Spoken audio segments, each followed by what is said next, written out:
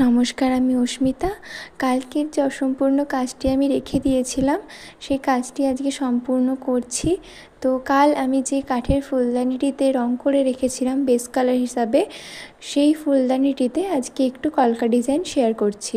প্রথমে যে বর্ডারগুলো আগে থেকে খোদাই করা ছিল, সেই বর্ডারগুলোতে আমি সাদা রং করে নিয়েছি এবং তারপরে আমি ধীরে ধীরে কলকাটা শুরু করলাম।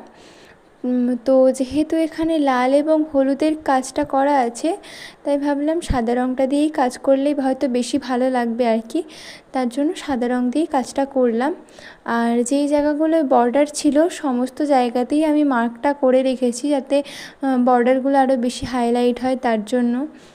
আর এরপর আমি যেই জায়গাগুলোতে ডিজাইন করেছি সমস্ত জায়গার ডিজাইনটাই কিছুটা সিমিলার রাখার চেষ্টা করেছি, যাতে দেখতে অনেকটা একই রকম লাগে আর কি, তার জন্য।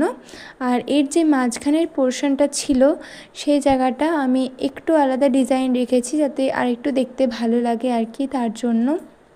যেহেতু নিচের দিকটাতে অনেকটা খোদাই করা কাজ ছিল, তাই এর উপরে তুলি দিয়ে কাজ করা সম্ভব ছিল না, যার কারণে আমি একদম হালকা একটা কাজ রেখেছি, যাতে একদম ফাঁকাও না লাগে আর একদম ঘিজিঘিজিও না লাগে আর কি, তার জন্য। আর ওপরের দিকটাতেও আমি সেম একদম একই রকম ডিজাইন রেখেছি।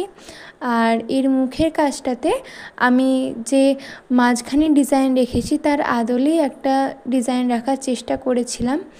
তো এর ওপরে এবং নিচে যে হলুদ এবং লালটা ছিল, অনেক জায়গায় দেখলাম উঠে উঠে গিয়েছে। তো সেখানে আমি লাস্টে আরেকবার লাল এবং হলুদ রং করে নিয়েছিলাম। যেহেতু আমি কালকের কাজটা করার পরে ভার্নিশ ইউজ করিনি, তার কারণেই মেনলি রংটা একটু উঠে উঠে মতো গিয়েছিল।